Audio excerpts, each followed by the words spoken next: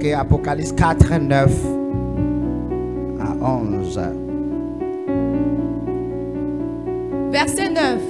Quand les êtres vivants rendaient gloire et honneur et action de grâce à celui qui était assis sur le trône, à celui qui vit siècle des siècles. Les 24 vieillards se prosternaient devant lui, qui était assis sur le trône, et ils adoraient celui qui vit au siècle des siècles.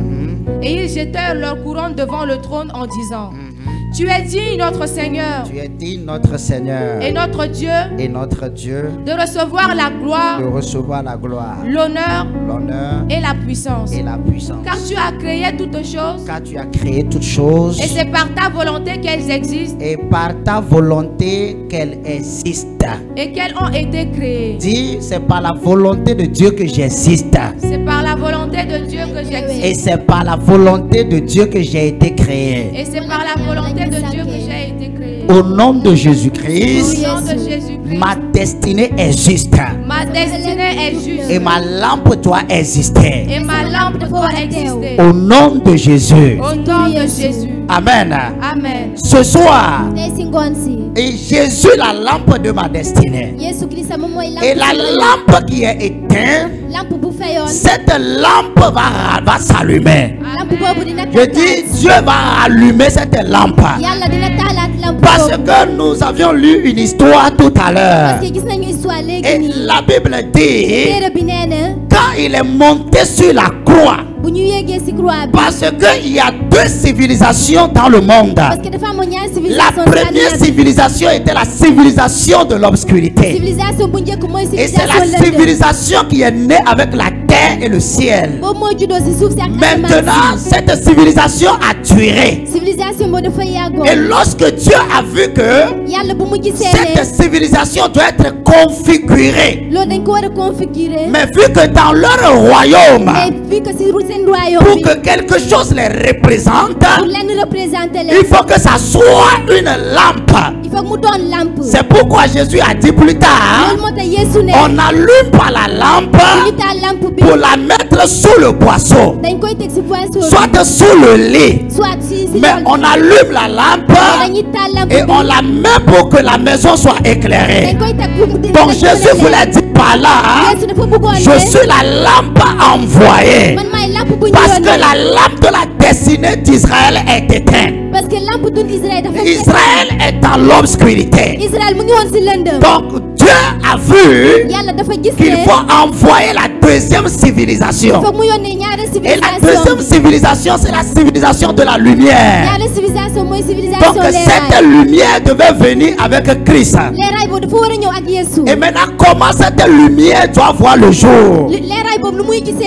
Et cette lumière ne peut pas voir le jour si l'ancienne lumière et si les ténèbres et la nouvelle lumière ne s'opposent et que les deux se séparent pour créer deux mondes différents.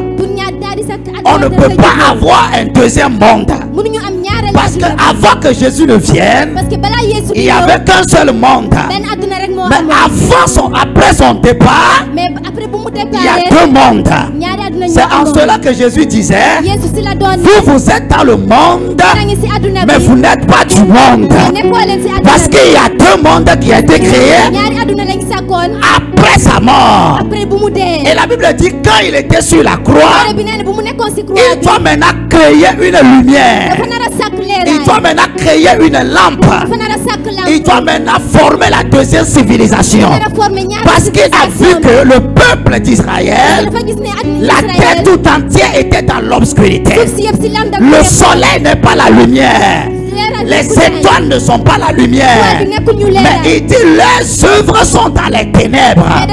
Les gens tuent en pleine journée. Mais ce n'est pas ça la lumière.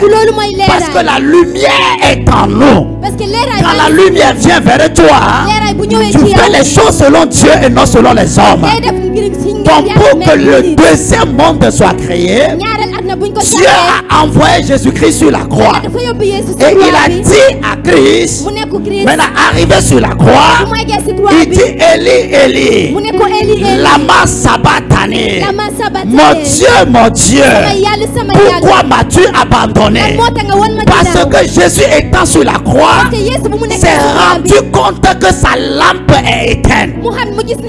La lumière qui lui permettait de voir, ce qui lui permettait d'être entre les deux civilisations, ce qui lui a permis d'être avec Dieu et de voir ce que Dieu fait et il fait. À un moment donné, Jésus ne voyait plus Dieu. Alors qu'à un moment, il disait que je fais ce que je vois mon Père faire. Pourquoi à un temps donné Jésus ne voyait plus ce que Dieu faisait? Ce qui signifie que sa lampe à un moment donné s'est éteinte. Pourquoi? Parce que Dieu doit amener une nouvelle lampe qui doit séparer l'ancienne lampe pour introduire la nouvelle lampe, qui doit séparer l'obscurité pour imposer la lumière. Maintenant, quand il était sur la croix, il a crié Eli, Eli, sabachthani. La Bible dit il était déjà 12 heures. En ce même moment, il faut que l'ancienne lumière s'éteigne. Il faut que le soleil perde son éclat. Parce qu'un nouveau soleil, et le créateur du soleil, est sur le point de repositionner un nouveau soleil, de nouvelles destinations. Oh, je dis, je ne parle pas à quelqu'un ici ce soir. Je dis, Dieu est sur le point. Je dis, Dieu est sur le point. Jésus pensait que Dieu l'a abandonné. Jésus pensait que Dieu ne répondait pas à ses prières. Tel que tu penses que Dieu ne te répond pas, la situation que tu traverses, le problème que tu traverses, laisse-moi te dire, Dieu te voit, mais il attend quand il veut changer ta civilisation. Je dis, Dieu veut changer ta civilisation. Dieu veut changer les choses. Donc Dieu n'a pas répondu à Jésus. Dieu s'est tué jusqu'à ce que Jésus a crié. La Bible dit, après qu'il a dit Eli, Eli, lama sabachthani, les Juifs se sont moqués de lui. Aujourd'hui tu cries mais personne ne t'écoute. Aujourd'hui tu cries mais personne ne te regarde. Aujourd'hui tu souffres, personne ne vient vers toi. Laisse-moi te dire, il y a un deuxième cri qui est en train d'arriver. Il y a un deuxième cri qui est en train d'arriver. Et la Bible dit, il dit, et Jésus, les morts, les brigands à côté de lui-même se moquaient de lui. Ça peut arriver, même les fous vont se moquer de toi. Même celui qui est plus pauvre que toi va se moquer de toi. Celui même qui est plus malade que toi va se moquer de toi. Il veut dire les deux brigands se moquaient de lui. Et même ceux qui étaient par terre se moquaient de lui. Mais Jésus n'a pas répondu. Mais Jésus a tourné son regard vers Dieu. La Bible dit, il poussa un deuxième cri. Il poussa un deuxième cri. La Bible dit, lorsqu'il a poussé le deuxième cri, et le soleil a perdu sa lampe. Il dit, le soleil a perdu sa lumière. Il était 12 heures. Il était 12 heures. La Bible dit de 12 heures jusqu'à 15 heures, il y avait de l'obscurité. Parce qu'un nouveau soleil, une nouvelle lampe, une nouvelle lumière est sur le point de surgir. Aïe, baba. Est-ce que quelqu'un est connecté? Avance-le. Côté-moi. En ce moment, Dieu est en train de créer la lampe de la victoire. Et quand Dieu a créé de 12 heures à 15 heures, la Bible dit subitement, les obscurités se sont repliées et la lumière a apparu. Et le soleil s'est repositionné. Hey, ça ne s'arrête pas là-bas. Bible dit, les Juifs, ceux qui l'ont crucifié, les soldats, se sont levés la tête. Ils ont dit en vérité, cet homme est de Dieu. Parce que la lampe de la civilisation, la lampe de la victoire a eu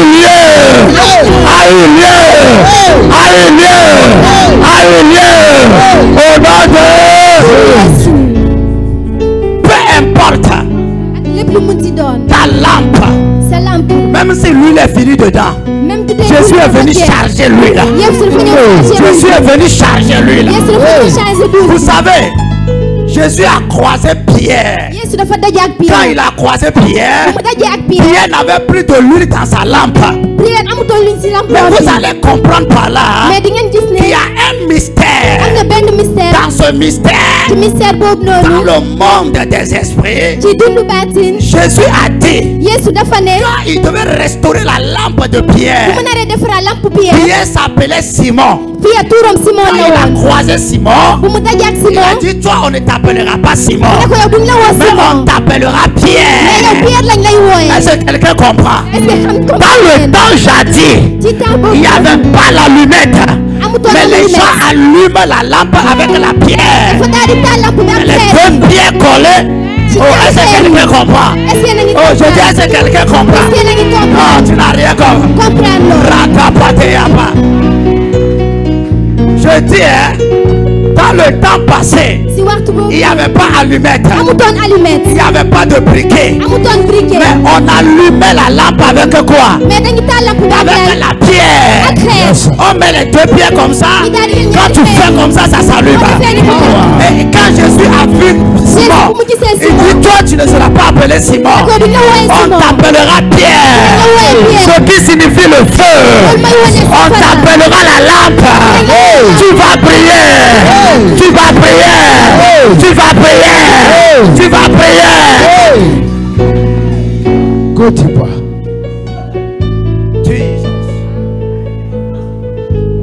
Il dit, il continue. Maintenant, après avoir fait ça, qu'est-ce que Jésus a fait? Jésus lui a déjà donné ce qu'on appelle l'allumette. Il lui faut maintenant du pétrole. Il lui faut de la lumière. Amen. Maintenant, en allant, Jésus a dit, il a dit à Simon, il a dit à Pierre, Pierre viens, qui je suis. Il a dit tu es Christ. La pierre rejetée par les bâtisseurs, choisie par Pierre, choisie par Simon, choisie par Jean, choisie à Kaparatayapa. Je dis la pierre pour que ta lampe s'allume. Je dis la pierre pour que ta lampe s'allume. Tu vas le ramasser ce soir. Tu vas le ramasser ce soir. Ça va s'allumer. Je dis ça va s'allumer.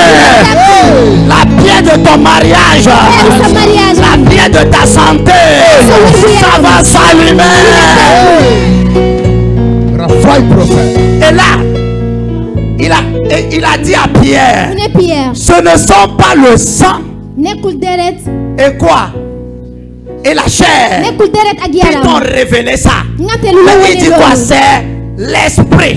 Il dit pour cela, je te donne la clé de mon église. Il dit sur toi, je bâtirai mon église. Et l'église c'est quoi? Dans le monde spirituel, c'est pourquoi vous allez comprendre dans Matthieu 27, quand Jésus mourait, il a dit, Père, entre tes mains, je remets mon esprit. Alors que quand l'homme meurt en remettant son âme. Mais vous savez pourquoi? Parce que Jésus avait déjà donné son âme. Pierre. Et l'âme de Jésus, c'était l'église. Révélation. L'âme de Jésus, c'est l'église. Parce que si Jésus partait avec son âme au ciel, l'esprit n'aura pas pitié de la terre. Parce que l'esprit n'a pas le sentiment. Donc Jésus était obligé de laisser son âme à l'église afin d'être un intermédiaire entre l'esprit Dieu et l'homme.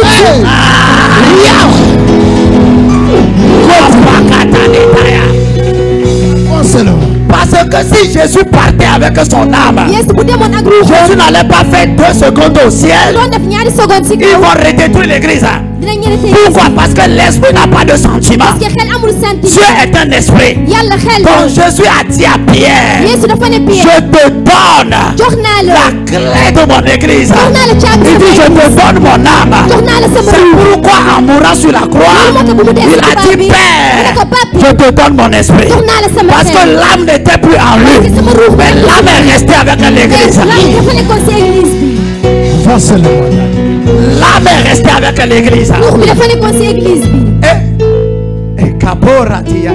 reçois. Je reçois. Quelque chose est sur le point de se passer. Amen. Je dis, Dieu va rentrer dans ton âme ce soir. Parce que quoi? Jésus ne peut pas bâtir son église sur l'âme de Pierre. Parce que l'âme de Pierre est humaine. Mais l'âme de Jésus est une âme sainte. Et vous allez voir quand il est monté, la Bible dit à son retour. Quand il est revenu, il a donné une prophétie. Il dit, voici tout pouvoir m'a été donné. J'investis ce pouvoir en vous. À mon nom vous chasserez les démons. À mon nom vous parlerez de nouvelles langues. À mon nom vous allez réprimander l'infirmité. Et vous allez comprendre que devant le trône céleste, la Bible dit, il y a 24 vieillards. Il y a quoi? 24 vieillards. Alors que les 24 vieillards existaient. Ce sont des esprits créés autour de Dieu. Et ces 24 vieillards représentent tous les esprits visibles et invisibles dans le ciel comme sur la terre. Les 24 vieillards autour du trône. Qui a créé Lucifer? N'est-ce pas Dieu? Qui a en 2 Rois 4 il est écrit, Dieu dit, je veux envoyer quelqu'un pour tromper ses prophètes. Un esprit a apparu, il dit, envoie-moi. Dieu lui a demandé, qu'est-ce que tu vas faire? Il a dit à l'esprit, je mettrai mensonge. Ce qui signifie que c'est Dieu qui a créé l'esprit de... Parce que tous les esprits n'ont rien créé. La sorcellerie a été créée par qui? Créée par Dieu, non? Est-ce qu'on est d'accord que tous les esprits qui sont créés ont été créés par Dieu? N'est-ce pas ce qui est écrit dans l'Apocalypse? Donc les 24 vieillards, chaque vieillard représente un esprit. Chaque vieillard, s'il y a 2 milliards d'esprits, ça fait 2 milliards divisé par 24. Et chaque vieillard a à sa charge un esprit. Donc Lucifer même était en charge par l'un de ces 24 vieillards. Ce qui signifie que Lucifer avait pour patron l'un de ces 24 vieillards. Archange Michael avait pour patron l'un de ces 24 vieillards. Parce que devant le trône, les 24 vieillards représentent chaque esprit créé par Dieu. Donc, maintenant, pour que la domination de Dieu soit là, la Bible dit devant le trône, chaque fois que la trompette sonne, les 24 vieillards se prosternent. Quand ils se prosternent, si l'un des 24 vieillards était le patron du diable, quand le 24 vieillards se prosterne devant Dieu, il se prosterne avec le diable tout entier. Donc l'homme a reçu le pouvoir. Tu n'as pas compris. Non, tu n'as pas compris. Tu n'as rien compris. Amen. Car Je veux 3 personnes. 3 personnes, rapidement. Je veux 3 personnes. Vous voyez? Les 3 sont là. Amen. Ok. Oui, va devant elle. Oui, allez-y devant. Je suppose que lui, tournez, regardez-le. Je vais dire, restez. Oui, vous. Non, ne mesurez pas, restez devant. Oui. Mais tournez et regardez-le devant comme ça, comme les 24 vieillards. Amen. Donc, viens. Rapidement, rapidement, rapidement. Toi aussi, viens. Amen. Donc, ça, ce sont les 24 vieillards. Amen. Et les 24 vieillards, ça, c'est... Oh, tu n'es pas Dieu. Mais c'est juste une image. Ça, c'est Dieu. Amen. Donc, Dieu créa les esprits. Et tous les esprits étaient pour lui. Mais il y a des esprits qui se sont relevés, qui se sont rebellés. Maintenant, pour que Dieu, même dans nos assemblées, souvent quand on parle de l'Assemblée nationale ou bien le conseil du ministre, chaque ministre représente une sphère, un ministère, n'est-ce pas? Chaque ministre représente un ministère. C'est pour qu'on n'amène pas tout le monde qui est, quand le président veut faire la réunion, on ne peut pas amener tout le ministère. Si c'est 2 millions de personnes qui sont dans le ministère de Finances sur le territoire du Sénégal, est-ce qu'on va amener tout ce monde là pour faire réunion? Est-ce qu'on va amener toutes ces personnes faire réunion? Mais le ministre va représenter les 2 millions. Les 2 millions du ministère des Finances. Donc lui, amen. C'est juste un rôle. Hein. Donc elle est loin des 24 vieillards qui est le patron établi dans la sphère des anges de louange et d'adoration. Loin des 24 vieillards. Donc elle est la patronne de Lucifer. Et celle-là, amen, elle est l'une des 24 vieillards. Elle est la patronne de l'archange Michael, la défense, n'est-ce pas? L'armée. Ok. Donc, tout à l'heure, je vais sonner la trompette. Vous allez vous prosterner. Maintenant, elle. Toi, tu es 24 vieillards. Hein? Elle derrière elle. C'est-à-dire, elle ici, elle est comme Lucifer. Tu ne l'es pas. Elle, lui, c'est l'archange Michael. Amen. Maintenant, la trompette va sonner. Vous allez voir que dès qu'elle se prosterne, le diable est obligatoirement en genoux. Pourquoi? Parce qu'elle tire sa source du 24 vieillards. C'est-à-dire de celle-ci. Donc la trompette est sur le point de sonner. 1, 2, 3. Ouais, l'ennemi aussi est obligé de se prosterner. Le diable est obligé de se prosterner. Le diable est obligé de se prosterner. 24 heures sur 24. Oh. Restez comme ça. Amen. Si ton ministre reçoit l'ordre du président, est-ce que vous qui travaillez dans les départements, tu peux refuser? La Bible dit qu'ils ne se prosternent pas seulement, mais ils enlèvent leur couronne. Oh, il dit ils enlèvent leur couronne. Quand ils enlèvent leur couronne, Satan se couche sur terre. Satan se couche par terre. Couche-toi là. Couche-toi. Couchez-vous. Quand vous jouez comme ça là. Quand ils enlèvent leur couronne, le diable est par terre. C'est pourquoi il est écrit: j'ai élevé Jésus souverainement au-dessus de tous les noms, afin qu'à son nom tout genou fléchisse et toute langue confesse que Christ est Seigneur.